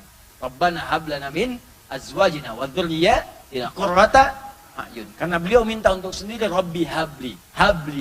Ya Allah berikan kepadaku dari sifatmu yang tanpa batas dalam memberi. Ini rumus di Quran surah 17 ayat 110. Ya kalau Anda punya permohonan, Quran surah Al-Isra ayat 110, paling kanan pertengahan, baris yang ke-12 sampai yang ke-13, halaman 293. Kata Allah, minta kalau punya kebutuhan. Kulid Allah awin ar-Rahman ayyamma tad'u falahul asmaul husna. Jika Anda punya permohonan, sampaikan kepada Allah, sebut nama Allah atau Ar-Rahman atau spesifik, sebut nama yang sesuai dengan kebutuhannya. Kalau butuh rezeki, ya Razzaq. Kalau butuh ilmu, ya Al-Alim. Kalau ada musibah, ya Sabar. Kalau diganggu dijahili, ya Al-Malik dan Jabbar. Nabi Zakaria butuh pemberian tanpa batas, maka menyebut namanya Wahhab. Rabbi habli min ladunka dzurriyyatan thayyibah. Dari sisimu saja ya Allah, yang lain mengatakan tak mungkin. Innaka sami'ud du'a. Kau pasti mendengar doa hamba. Kalau pada yang maha mendengar saja tidak dikabulkan, lantas kepada siapa lagi hamba mesti bermohon? Apa jawabannya setelah itu? Beliau masih berdiri dalam sholatnya. Minta. Berdiri bahasa Arabnya qaimun. Sedang sholat belum selesai, yusalli. Maka doanya baru selesai, sholatnya belum selesai. Antara doa selesai berdoa, menunggu jawaban. Antara doa dengan jawaban langsung disekat dengan huruf fa. Ayat 39-nya. Fanadatul malaikatu wa huwa qaimun yusalli fil mihrab. Maka baru selesai berdoa, langsung turun malaikat menyampaikan jawaban doanya. Sedangkan beliau belum selesai sholatnya, masih berdiri dalam sholat. Ini menyambungkan antara berdoa dengan jawaban. Keduanya, satu berdoa, kedua menjawab doa. Antara berdoa dengan menjawab dipisahkan huruf fa. Disambungkan keduanya. Begitu bersambung tanpa jeda. Baru selesai doa, seketika dikabulkan. Sekarang perhatikan. Antara syahadat dengan ilmu menggunakan huruf fa. Ketika Anda berkata, asyhadu an la ilaha illallah, asyhadu anna Muhammad Rasulullah, itu baru perkataan. Maka cepat cari ilmu untuk bisa menguatkan syahadat itu sampai tertanam dalam jiwa. Fa'lam, hurufnya menggunakan fa. Tidak menggunakan waw, tidak menggunakan hatta. Tidak menggunakan thumma. Kalau waw berarti ada jeda sedikit. Kalau thumma jedanya panjang. Dhahaba Muhammadun ila jalan Banteng Syari. Banteng thumma Ahmad. Muhammad pergi ke jalan Banteng kemudian Ahmad. Artinya nyusul. Berangkat duluan 10 menit kemudian nyusul. Tapi kalau pakai fa, dhahaba Muhammadun ila Syari Banten fa Ahmad. Baru berangkat seketika ditempel. Psst. Maka kalau sudah dikatakan asyhadu an la ilaha illallah wa asyhadu anna Muhammad Rasulullah fa'lam, maka mesti cari ilmu. Di terjemahan itu cuma maka ketahui. Untuk tahu itu kan harus ada ilmu. Maka cari ilmu lah. Fa'lam tu fil amr. Amr dari kata alima ya'lamu ilman, cari ilmu. Ilmu untuk menguatkan keyakinan kita. Sampai dengan ilmu itu kita yakin. Asyhadu an la ilaha illallah wa asyhadu anna Muhammadan Rasulullah. Maka kalimat Qur'annya fa'lam annahu la ilaha. Bukan sekedar ketahui, maka cepat cari ilmu untuk menguatkan dalam jiwamu bahwa tidak ada Tuhan selain Allah Subhanahu wa taala. Lah sampai sini? Nah, ini persoalannya karena ilmunya tidak ada. Ilmu tauhidnya belum didalami, ilmu syahadatnya belum dimantapkan, sehingga seringkali kemudian keyakinan itu bahkan mudah ditukar hanya dengan fata morgana dunia. Kasih mie instan, tukar syahadat dengan mie instan. Masya Allah. Tukar emas sarung, ya. Ada yang ditukar dengan angin surga, cuman kalimat-kalimat. Aku mencintaimu, lepaskan keyakinanmu, maka engkau akan menikah denganku. Kalau engkau ingin menikah denganku, tuliskan namamu di surga kita bersama. Jangan katakan cinta, jangan katakan yang naik motor berdua. Tuliskan namamu di buku nikah kita dengan kalimat syahadat yang kau ucapkan sebelumnya. Berikan BPKB ku kepadamu. Buku pernikahan kita berdua. Yeah. Sabar, tunggu kiamat kurang 2 hari. Tepainnya. Ilmunya disebut dengan tauhid. Itu dasar yang pertama. Dan tauhid ini teman-teman sekalian, itu penting sekali kuat. Makanya Nabi pun 13 tahun. Dan tauhid sifatnya hitam putih. Hitam putih aja. Ya. Gak ada abu-abunya, jelas. Ketika berkaitan dengan Tuhan, selesai. Qul huwallahu ahad. Ahad, satu aja. Gak ada yang lain, jelas. Gak ada alternatif. Ada beberapa pendapat tentang Tuhan. Gak ada, cuma satu. Sudah hitam putih aja. Ini halal, ini haram. Innal halala bayyinun wa innal harama bayyinun. Ya. Yang paling singkat-singkat ngajinya di An-Nawawi itu Al-Arba'in, 42 hadis, nomor hadis yang ke-6. Innal halala bayyinun wa innal harama bayyinun wa bainahuma umurun mushtabihat. Kalau terkait akidah jelas, ini halal, ini haram, ini boleh, ini tidak. Selesai. Tuhan Allah, yang lain bukan Tuhan, gak ada alternatif. Jadi gak ada dalam tauhid itu kalimat semua agama sama, menuju pada Tuhan yang sama, cuma caranya beda-beda. Gak ada. Jelas kalau gak kanan kiri, selesai. Kalau gak hitam putih, tuntas. Jelas ya? Makanya kalimatnya pun jelas. Ayo baca lagi deh. Yuk kita baca dengan ilmunya. Saya tidak bermaksud mengajari ya, hanya ingin mengembalikan apa yang telah guru-guru kami sampaikan. Masih ingat tadi kalimatnya? Fa'lam annahu la ilaha illallah. Lihat. Yuk kita pakai ilmu terapannya dulu. Annahu la ilaha illallah. Awas. Kalimat ini dibawa saat kita hidup dan menjadi kunci saat kita meninggal. Wafat. Siap-siaplah buat meninggal. La ilaha illallah. La ilaha. Kalau Anda nggak praktekkan, tetap juga akhirnya la. Apalahnya ikrah fiddin. Nggak bisa. Tidak. Siap-siap. Boleh berlatih. Banyakin kalimat la ilaha illallah. La ilaha illallah. La ilaha illallah. Ya astaghfirullahaladzim, la ilaha illa huwal hayyul qayyum wa atubu ilaih. Akan berlatih, tapi pahami dengan baik supaya dipraktikkan dalam kehidupan. Jangan sampai la ilaha illallah tapi perbuatannya melanggar ketentuan itu. La-nya nafi. Illanya isbat.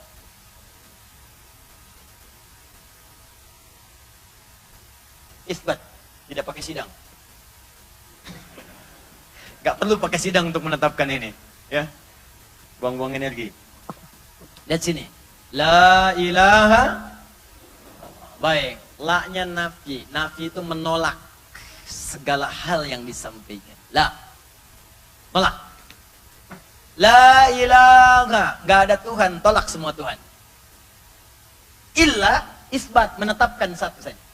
Illallah, hanya Allah saja. Jadi kalau sudah menggunakan la, artinya kita menolak semua yang dipertuhankan. Kalau sudah gunakan illa, kita menetapkan yang ini saja. Kalau dua-duanya disatukan, la dengan illa, artinya yang satu ditetapkan, yang lain ditolak semua. Asyhadu an la ilaha illallah. Bacanya dari belakang dulu. Saya tetapkan Allah saja, la ilaha, yang lain saya tepikan semua. Tuh. Cukup dengan kalimat ini, jadi prinsip kehidupan selesai.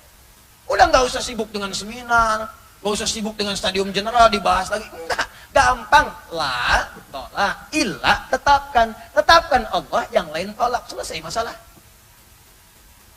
Gampang.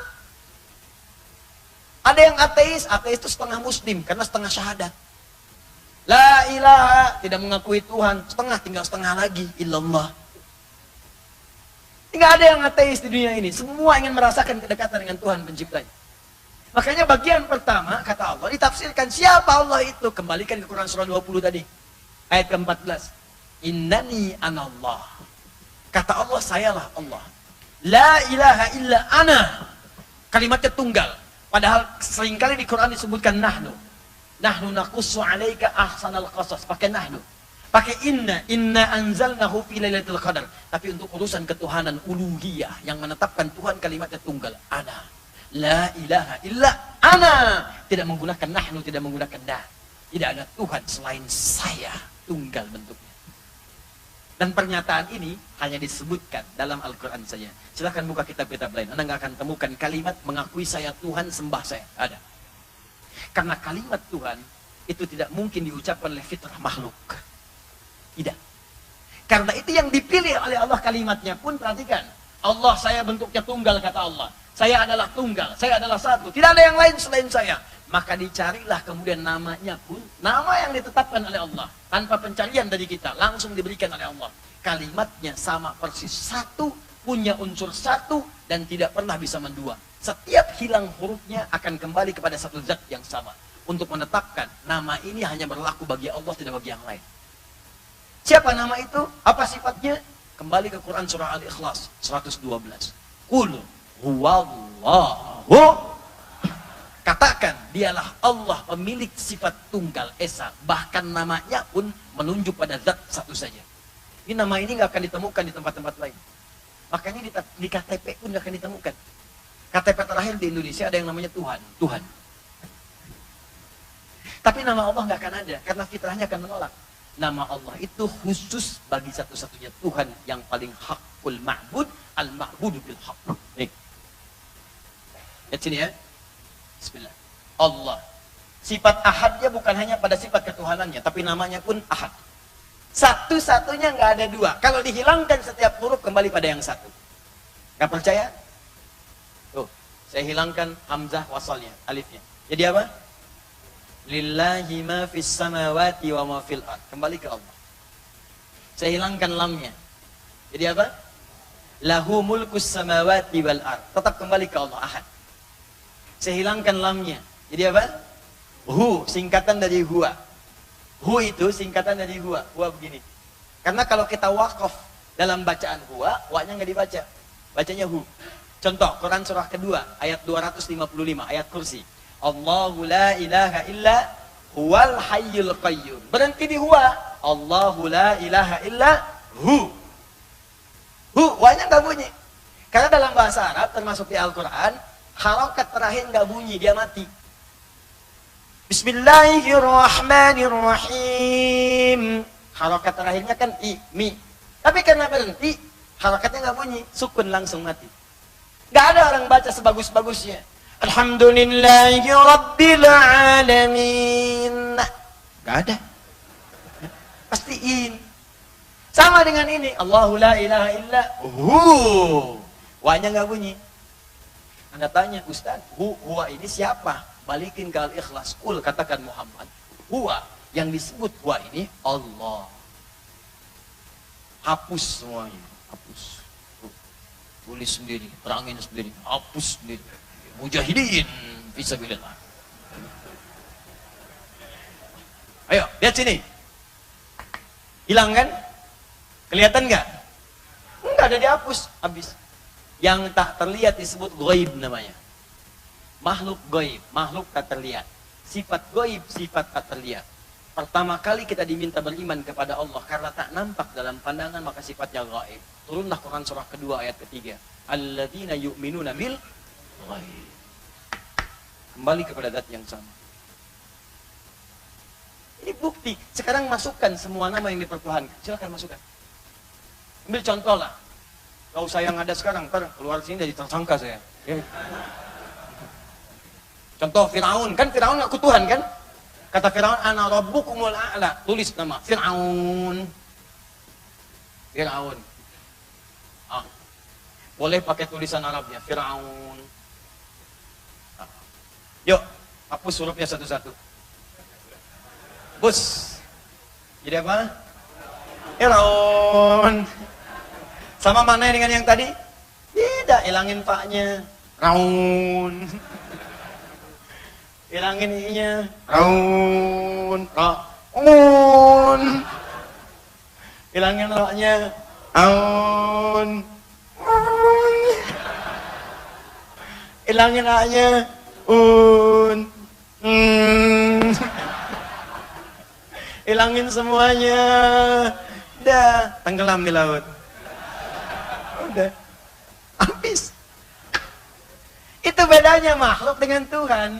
Jadi gampang kata Allah, kamu gak usah mikir tinggi-tinggi. Saya kasih nama saya aja deh satu, bandingkan. Kalau Tuhan pasti beda dengan makhluk, pasti beda. Kalau Tuhan sama dengan makhluk, maka semua makhluk berpotensi jadi Tuhan. Logis ya? Mesti beda. Tuhan dengan makhluk pasti beda. Kalau makhluk berpasangan berarti Tuhan gak boleh berpasangan.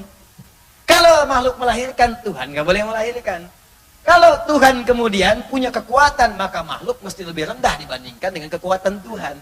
Kalau makhluk punya nama, Tuhan punya nama. Nama Tuhan nggak boleh sama dengan nama makhluk. Maka contohkan, tinggal praktekkan aja. Maka kalau ada yang tidak punya sifat-sifat ketuhanan, maka dia bukan Tuhan. Kalau ada yang mengaku seperti itu, cukup katakan lah. Oh Pak, begini loh Pak, menurut penelitian terbaru semua agama sama lah. Ayo. Oh kita harus toleran pada, betul kita toleran, dan jangan mengajarkan toleransi pada umat Islam. Lakum dinukum waliyadin, toleransi yang paling indah. Kami hormati Anda ibadah, kami tidak akan mencela karena ada larangan mencela dalam ajaran kami. Kalau Anda ingin mengikuti belajar Islam silahkan terbentang, tapi jangan ajak-ajak kami. Lah. Selesai. Yang kami tetapkan hanya Allah illallah. Dasar itu sederhana Pak. Makanya Nabi nggak pernah ngajarin tinggi-tinggi. Oh kita bagi pada sekian bagian. Cukup pahami kalimat ini, maka selesailah urusan kita dalam kehidupan dunia untuk berserah diri kepada Allah Subhanahu wa Ta'ala. Yang lainnya perdebatan pemikiran. Nanti kalau sudah kenal Allahnya, sudah paham, baru diminta oleh Allah untuk membuktikan benar enggak saya Tuhan. Saya mau tanya pada Anda, yang yakin Allah Tuhan boleh angkat tangan. Baik, dah turunkan. Yakin Allah Tuhan? Apa pembuktiannya? Ingat, kaidah keyakinan itu butuh pembuktian. Semua yang terkait keyakinan butuh pembuktian. Cinta bagian keyakinan, makanya cinta butuh pembuktian. Ya, saya sering katakan pada perempuan-perempuan dimanapun, jangan percaya kalau ada laki-laki mengatakan, aku mencintaimu. Jangan percaya. Sayang, aku mencintaimu.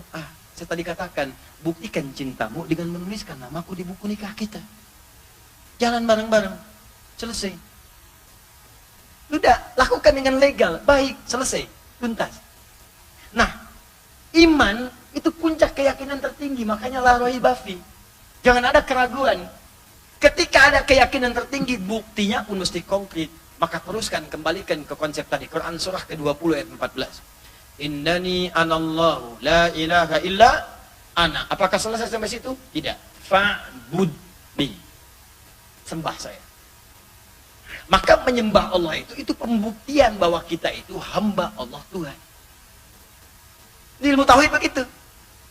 Jadi kalau orang yakin Allah Tuhannya, pembuktiannya apa? Ibadah. Maka ibadah itu diturunkan oleh Allah untuk bisa meyakinkan pada diri kita, kamu benar nggak hamba?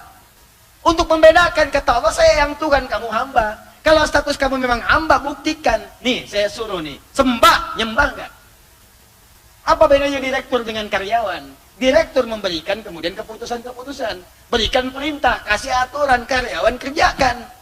Untuk membedakan itu tugasnya dibagi. Karyawan bekerja, direktur mengawasi. Lihat, Tuhan Allah, Tuhan kita. Yang makhluk kita. Apa beda makhluk dengan Tuhan? Kata Allah, fa'budni, sembah saya. Makanya ketika Allah minta kita sholat, wa aqimis sholat, Allahu Akbar, sebetulnya untuk bertanya kepada kita, kamu Tuhan apa hamba? Makhluk apa khalik? Nih, saya panggil nih, Allahu Akbar, suara muadzin. Sholat gak? Kalau sholat, berarti kita hamba. Kalau nggak sholat, berarti kita menantang diri sebagai Tuhan di hadapan Allah Subhanahu wa Ta'ala. Makanya ketika iblis tidak mau sujud, Allah murka. Bukan karena nggak sujudnya, karena orang nggak sujud semuka bumi pun tidak akan menurunkan status Allah sebagai Tuhan. Kata Allah, karena ini perintah saya, kamu Tuhan. Jangan baca sampai Al-Baqarah aja ayat 34. Wa idh qulna lil malaikati isjudu li Adam fasajadu illa iblis aba wastakbar, sombong, gak mau sujud, enggan. Kenapa sombongnya? Baca Al-A'rafnya, Quran surah 7-nya, ayat 11 sampai 13. Terutama di ayat 12-nya. Qala ma mana'aka alla tasjud id amartuk. Qala ma mana'aka alla tasjud id amartuk. Iblis, kenapa ente nggak mau sujud saat saya perintahkan? Sujudnya bukan karena sujudnya. Nggak sujud semuka langit dan bumi nggak akan menurunkan satu saya sebagai Tuhan. Tapi ini perintah saya. Id amartu. Kamu melanggar ketentuan saya, kamu Tuhan. Qala ana khairum minhu. Ya Allah, saya lebih hebat dibanding dia. Khalaqtani min narin wa khalaqtahu min tin. Kau ciptakan saya dari api, dia dari tanah. Bukan levelnya yang tinggi menyembah pada yang rendah. Kata Allah, bukan masalah sujudnya. Kamu sudah menantang saya sebagai Tuhan. Yang melanggar ketentuan saya seakan-akan sederajat dengan saya. Pergi dari sini. Qala fakhruj. Keluar dari sini. Ini sudah ada yang profesional berbuat maksiat, namanya iblis. Jangan bersaing dengan iblis, gak akan menang antum. Makanya di muka bumi ini yang tidak sholat itu dari kalangan makhluk itu cuma setan. Setan itu jangankan sholat, dengar suara adzan. Abu Daud hadis 857. Idza udzina fafara syaitanu wa alaihi dharat. Kalau adzan dikumandangkan maka setan lari terbirit-birit. Kalau bahasa hadis dia terkentut-kentut. Kalaupun ada baunya dia nggak mau cium saking benci dengan suara adzan. Allahu Akbar, pergi. Nggak mau dengar. Makanya kalau ada orang nggak mau sholat atau bahkan benci dengan suara adzan, patut diduga bahwa dia. Saya nggak bilang itu, awas. Yang sebelah sini nih Pak, sebelah sini. Bukan saya. Patut diduga bahwa dia terpengaruh oleh setan. Itu setan. Melihatnya ke sini lagi. Paham ya? Itu kan sederhana, itu ilmu namanya. Nah, kalau sudah kenal dengan Allah, sudah tahu. Awal-awal itu dilarang dulu. Ini belum paham dengan Allah, takut minta sama kuburan. Makanya ada larangan, kata Nabi, jangan ziarah kubur dulu. Karena belum kuat. Baru ditinggal sudah meratap. Takutnya nanti meratap-ratap, minta-minta dan sebagainya. Tapi setelah kuat, setelah paham Allahnya, bisa bedakan mana yang boleh, mana yang tidak. Bisa mendoakan mana minta, mana mendoakan, mana didoakan. Bisa membedakan mana yang harus diminta, mana yang tidak diminta. Maka muncullah kemudian fikih. Baru kemudian muncul caranya. Ya Allah, sekarang saya pengen ibadah. Saya tahu saya manusia. Saya bukan setan ya Allah. Sekarang saya tahu saya hamba. Saya bukan Tuhan ya Allah. Saya ingin ibadah. Maka turunlah kemudian caranya. Cara itulah yang disebut dengan fikih. Maka diaturlah kita sholat. Diatur kita puasa. Diatur kita bermuamalah. Nah, nggak bisa menghukumi fikih dengan ilmu tauhid. Itu beda. Kalau tauhid hitam putih. Kalau fikih lain, itu hukum terapan, ada 5 hukum nanti. Ya'tarihil ahkamul khamsah. Ada 5 hukum terapan, tengah-tengahnya mubah. Tarik ke kiri jadi makruh, kiri lagi jadi haram. Ke kanan kemudian jadi sunnah, kanan lagi jadi halal. Ya, wajib. Mubah, sunnah, wajib. Tarik kiri makruh, haram. Tengah-tengah 5 itu. Ini nggak bisa Anda mau hukum fikih dengan hukum-hukum misalnya terapan dari tauhid, mustahil. Saya kemarin diundang untuk apa itu launching film Hayya namanya. Hayya di bioskop. Ramai orang gitu kan. Saya senyum aja, saya tinggal tidur aja lah gitu. Karena nggak paham mau hukum fikih dengan hukum tauhid, apalagi ujung-ujungnya udah nggak jelas. Ini Ustadz mengarahkan pada film religi di bioskop. Siapa yang nonton film religi, Joni? Saya nggak nonton film religi. Seumur-umur nggak pernah saya nonton film religi. Jangankan di bioskop, TV pun nggak saya tonton. Nggak pernah saya. Itu yang bikin teman-teman Ustadz. Buat apa membantu Palestina? Kerjasama dengan sinias muslim, aktivis-aktivis yang sering ke Palestina, melihat ada sesuatu yang harus dibantu di sana. Maka disupportlah kemudian dari mereka riset, dikeluarkan, diperkenalkan ke masyarakat, dibuatlah Hayya. Makanya yang diundang satu ustadz-ustadz, yang diundang itu dubes Palestina, dubes negara Arab, dari dewan diundang, ente mungkin gak diundang. Jadi ngira saya nonton film religi. Hukumnya fikih. Hukum fikih itu tidak dihukumi tempat, yang dihukum itu perbuatan. Al-hukmu yaduru ma'illati fil mukallaf. Dalam perbuatan. Makanya taklif yang dihukumi bukan bendanya. Begitu Stephen kalau ngaji. Hukumnya. Apa hukum ke bioskop? Lihat ilatnya. Ada apa di situ? Jadi ada tempat yang melekat dengan keharamannya, ada tempat yang ta'taril ahkamul khamsah. Ada 5 yang diterapkan di situ. Bisa tempat agama orang lain, toilet, pasar, jelas hukumnya. Najisnya ada, makanya nggak bisa sholat di toilet. Jelas. Nggak bisa ibadah di tempat misalnya agama lain. Makanya Umar menolak keluar supaya nanti tidak menjadi hukum di kemudian hari. Ya. Bioskop ini bagaimana? Coba dicek, tempat maksiat bukan. Kalau memang maksiat seperti tempat misalnya mohon maaf ya, wanita-wanita malam macam-macam, jelas seperti itu maksiatnya. Jadi nggak usah nonton ke situ. Saya kan cuma partisipasi nonton aja, nggak bisa ngapain nonton di tempat bordir. Haram hukumnya jelas. Tempat ini jelas nggak haramnya? Apa benar perbuatan haram terjadi di situ? Kalau memang haramnya jelas di tempat maksiat, lampu digelapin, maksiat semua, haram masuk situ. Tapi kalau Anda diundang nonton, yang nonton para ustadz, yang lihat para dubes, yang lihat anggota dewan, ya lampu digelapin bagian belakang yang nggak ada sentuh-sentuhan, yang sini dubes, ini DPR. Mau pegang-pegangan, layar muncul kalau terangnya nggak kelihatan, Sep. Kumaha tuh? Ya, makanya cek dulu. Saya tuh begini ya, kalau yang seperti ini aja nggak bisa menilai hukum, maka bagaimana menyimpulkan hukum agama? Anda yang begini aja nggak bisa jawab, yang begini aja terlalu tergesa-gesa dalam menyimpulkan hukum. Bagaimana menyimpulkan hukum-hukum yang pasti? Bisa bermasalah. Bahkan keluar Ustaz, ada yang mengajak film religi. Siapa yang nonton film religi? Berarti Anda dalam menyimpulkan hukum selalu tergesa-gesa seperti itu. Kalau dalam seperti ini saja Anda tergesa-gesa, bagaimana dengan hukum-hukum fikih terapan yang lainnya? Makanya sering banyak salahnya. Makanya yang seperti itu saya sering banyak mengabaikan aja. Udahlah, saya tinggal tidur aja.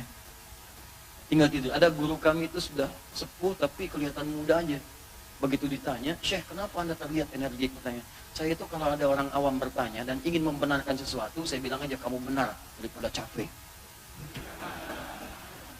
Kata Imam Syafi'i, ma jadaltu 'aliman illa ghalabtuhu wa jadaltu jahilan illa ghalabani. Aku itu kalau berdiskusi dengan orang pintar, senang aku banyak argumentasi. Tapi kalau diskusi sama orang bodoh, aku ngaku kalah aja deh. Capek gitu lama. Nah, jadi saya ingin sampaikan hukum terapan berbeda. Jelas ya? Nanti bagaimana cara mendalami hukum fikih ini? Apa yang dimaksud dengan fikih? Seperti apa kita mempelajarinya? Bagaimana terapannya? Ini pun baru dasar. Karena ada yang ketiga akhlak, ada yang keempat tasawuf. Kapan kita mendapati semua? Insya Allah di edisi berikutnya. Ya, cukup sampai kesempatan di sini dulu bahasan kita supaya mudah diamalkan, dan insya Allah kita akan sambung kembali di pertemuan berikutnya dalam kajian yang kedua tentang makna fikih dan terapannya dalam ibadah serta nilai-nilai akhlak yang melekat kepada fikih. Bocorannya begini, lihat bocorannya nih. Salat itu fikih tauhid. Fikih tauhid, dia yakin dengan Allah. Nah, orang mau salat bagaimana caranya? Ada ilmunya. Nah sekarang kalau sudah paham ilmunya, orang sholat, tapi belum tentu sholatnya dengan akhlak. Beda.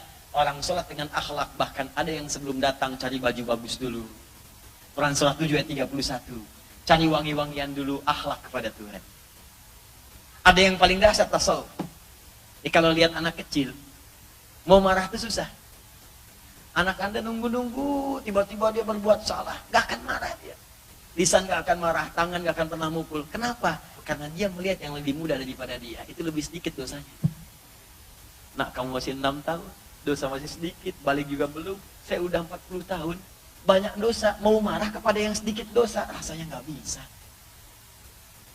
Ngelihat ke atas, ngelihatnya banyak amalan.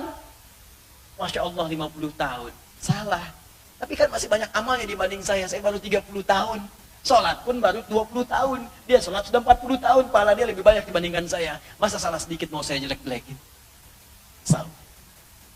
Itulah ilmunya. Dan kalau sudah dapat ilmu itu, hidup tuh enak. Ringan gitu. Mudah, jalan.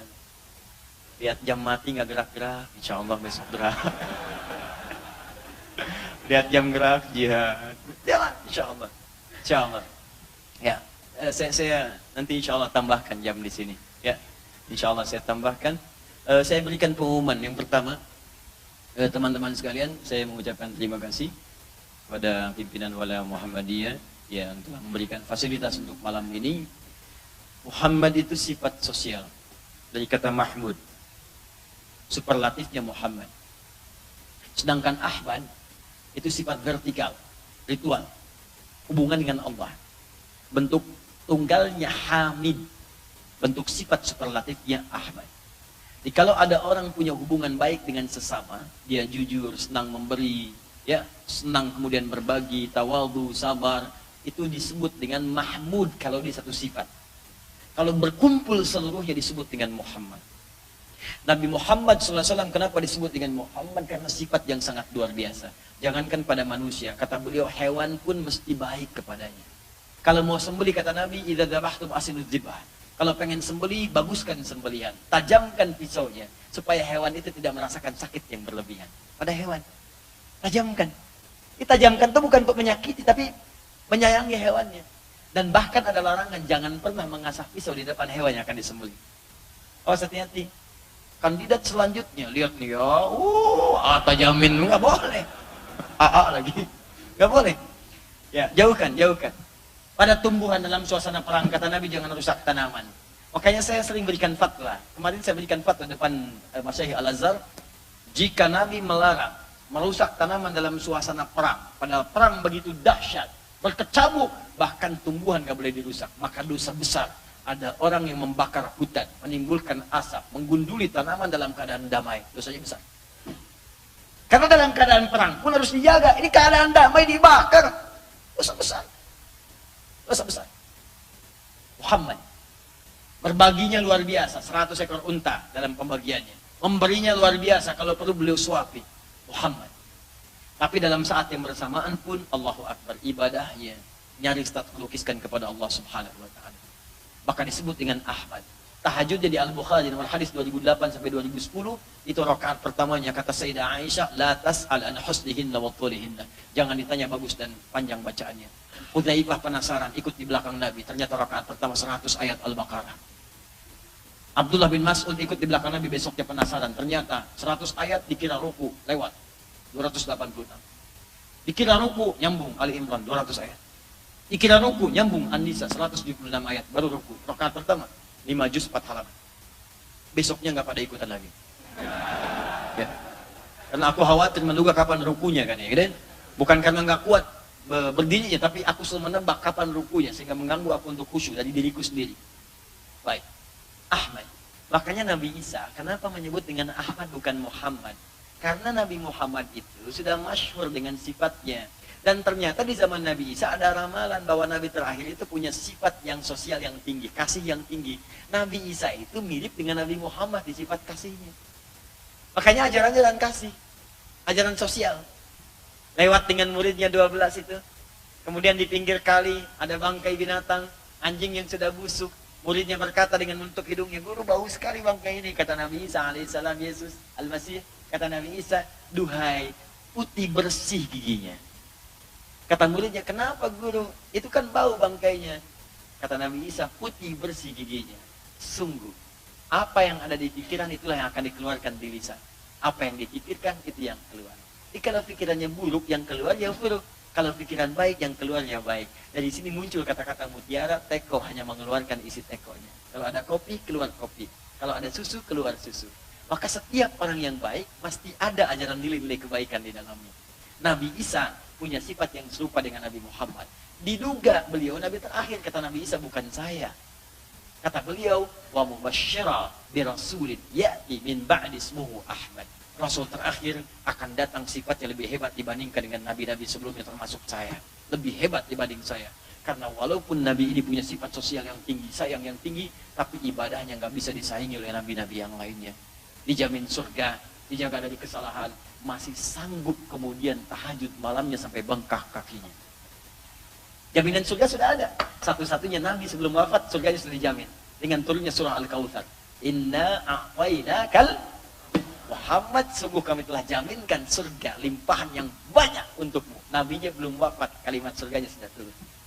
Tapi tidak menghentikan ibadahnya sampai bangun sholat rakaat pertama bengkak kakinya. Ada umatnya, surga belum jelas, bisa menegangkan amalan, kemudian juga berantakan. Cita-citanya surga Firdaus yang paling tinggi. Bangun malam bengkak matanya.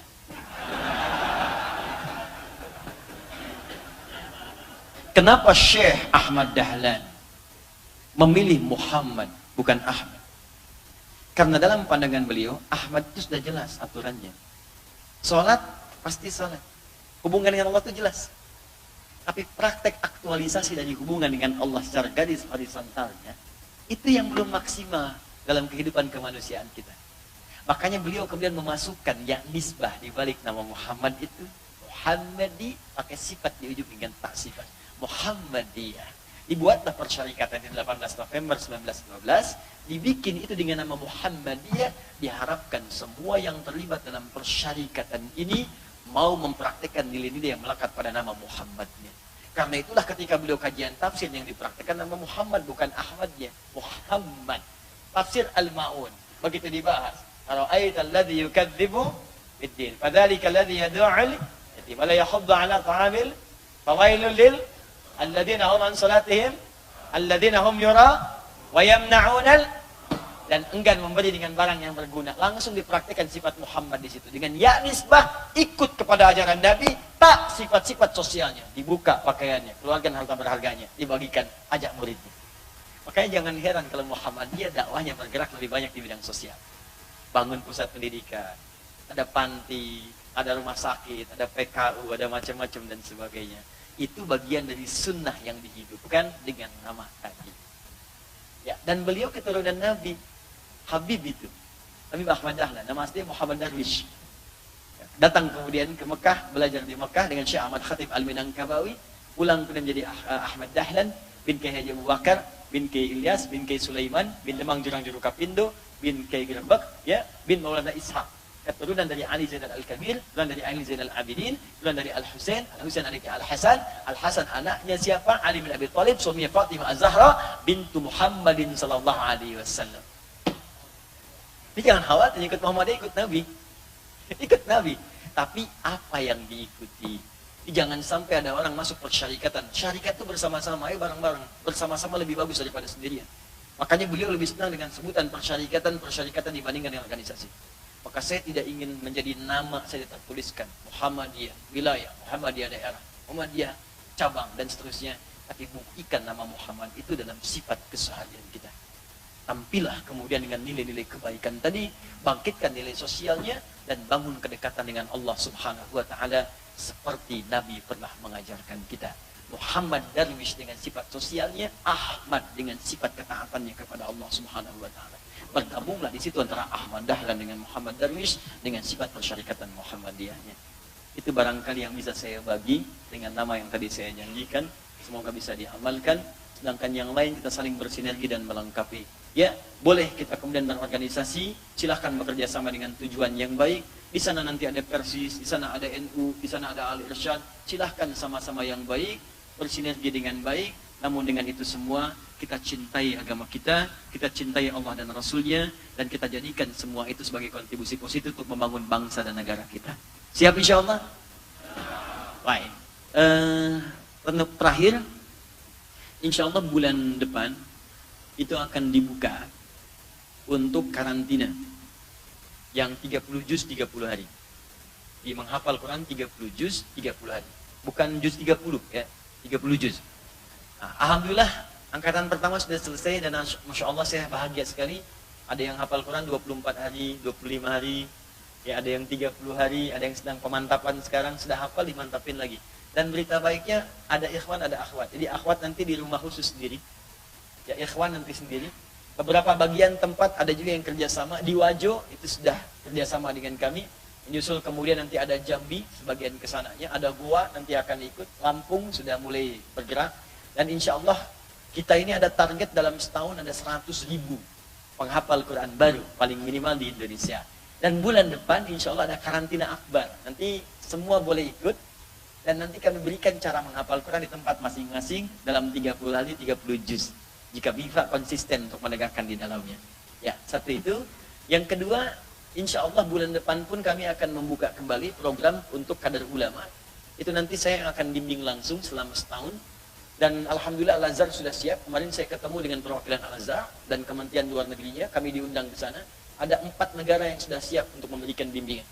Satu Mesir dengan Al-Azhar, kedua Sudan. Ada Om Durman yang Ustaz Abdul Somad kuliah di sana. Dan Tajul Hafidin itu pusat. Jadi kampus intinya Tajul Hafidin. Dia punya cabang. Ada Om Durman ke bawahnya. Ya, saya nanti akan kunjungan ke Sudan. Ya, saya dapat honoris causa dari Sudan. Nanti kita ke sana dan mereka siap untuk membimbing para penghafal Quran di kita. Ya, ketiga ada kemudian dari Istanbul. Ya, dan yang keempat ada juga dari Saudi Arabia. Ya, nanti dari Madinah ada 17 orang dai akan datang juga sama berikan bimbingan dan sebagainya. Ini saya minta yuk semua supaya nanti punya wawasan yang luas. Kita tahu ini Madinah begini, Mesir begini, Sudan begini, Istanbul begini, ya, kemudian Maroko begini. Jadi saya pengen akan lahir ulama-ulama di masa depan karena saya pun akan terbatas.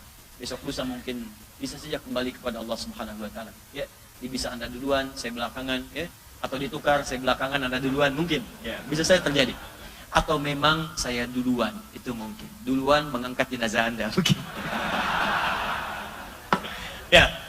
Baik ya, saya kira itu mudah-mudahan bermanfaat dan kita dukung segala program-program yang baik yang ada di sekitaran kita dan semoga insya Allah ada pahalanya untuk kita semuanya.